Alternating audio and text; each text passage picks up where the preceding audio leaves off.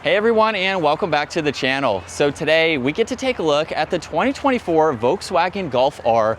This model is finished off in white and it has an MSRP just over $48,000.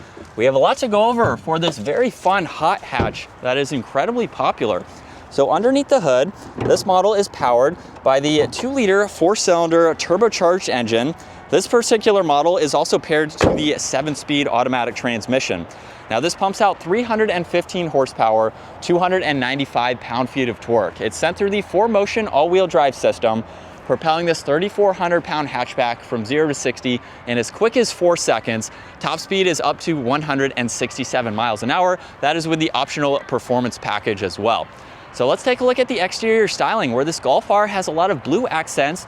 You'll notice that strip up front, along with a DRL strip underneath that. It leads all the way into the headlight housings there. The Volkswagen badge is also the sensor for the distance pacing. There's parking sensors down below with a lot of gloss black, and then some nice lines that come down the hood to meet that strip running through the badge there very nicely. Now the blue also works its way to the sides, where it's on these calipers here with the R logo. Very nice multi-spoke design for these wheels. There's the R badge behind that. Brushed accents for the mirror cap, along with having the turn signal. There's also a sunroof up top. All of the window trim is blacked out. And then for a hot hatch, I think it has a great look. Very nice edges and lines that run down the side. Coming all the way to the back here, where on the Golf R, you also have the gloss black strip here added to this spoiler. There's a third brake light, along with the wiper blade. There's LEDs for the taillights, backup camera, parking sensors, and then the quad tip dual exhaust, as well as gloss black and the fins in that diffuser to give it a sporty look. Now you won't actually see the backup camera, it's hidden in the Volkswagen badge, and you can also use this as a handle to open up the rear lift there. Now with the back seats up, I'd say you have a good bit of space. It's not the largest, but it's definitely very doable for the sizing and the shape. You can also remove this cover and fold the back seats down if you need that much more interior space. For a hatchback, it gives you that practicality with the amount of room in the back.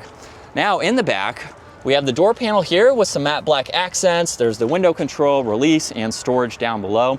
And then this is the only way you can fold these seats down, but just to give you a sneak peek, you have plenty of space. It's also cool to see there's carbon fiber in the seat itself, and then leather for the rest of it there. Now at 5'10", this seat is a little bit farther back, but I would say I could fit very comfortably even with it back. There's storage pockets. You get heated seats, your vents, auxiliaries down below.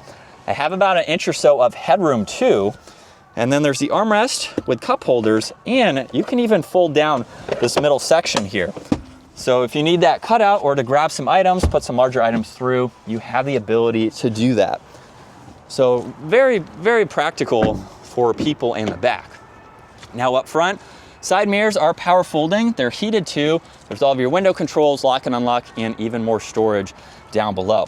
Now there's memory seating adjustments along with the rest of the automatic controls, and a really cool design for these sport bucket seats. They're super comfortable too, and they have a great look to them.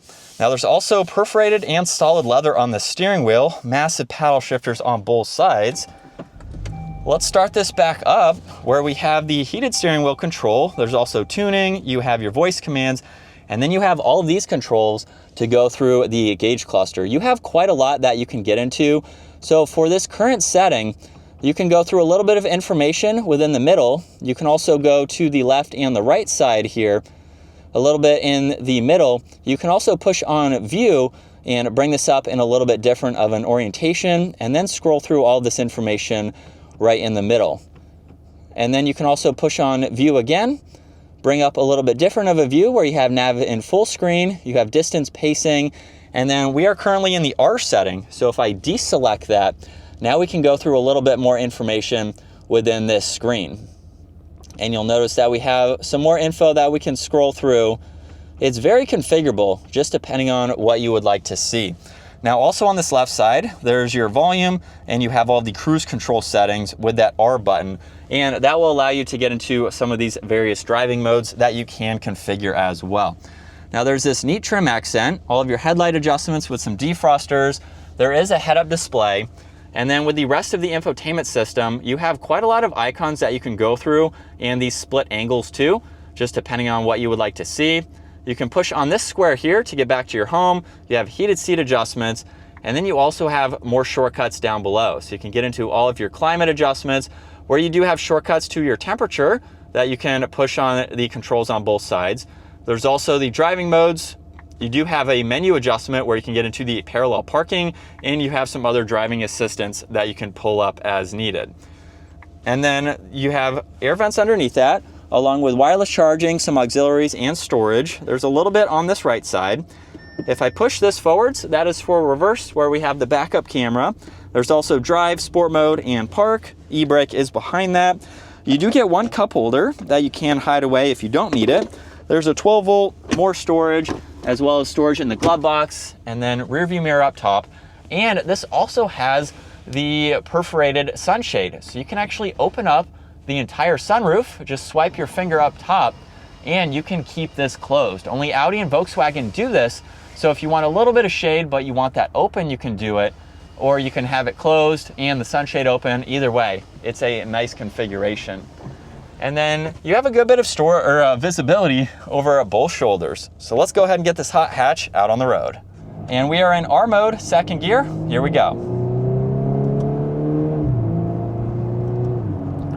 And just a mild acceleration. Obviously, this has a lot more potential than what I'm doing today.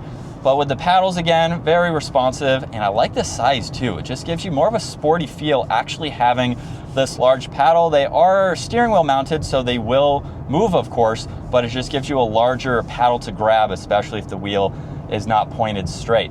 But this is what it's like to be behind the wheel for the Golf R for sub 50,000. Is this the best hot hatch on today's market? Comment down below, let me know. Certainly a very popular one, and it offers quite a lot. And for the handling that we can test today, at least going around this turn, still puts a smile on your face. So doing any kind of driving with this is going to be a blast. This would make for a great commuter car. We also have the Harman Kardon audio, which I forgot to mention, but this would make for a great commuter and one that's sporty too. Practical as well if you have a family. If you're not looking for a big vehicle, you might be able to fit some car seats in the back and still have a fun sporty vehicle, and one that is about the average price of a brand new vehicle in today's market. So you have quite a lot. There's not an overabundance of anything. So I would call this more of a driver's car with the technology that you get for a daily basis, but also a lot of the performance technology that you can get as well.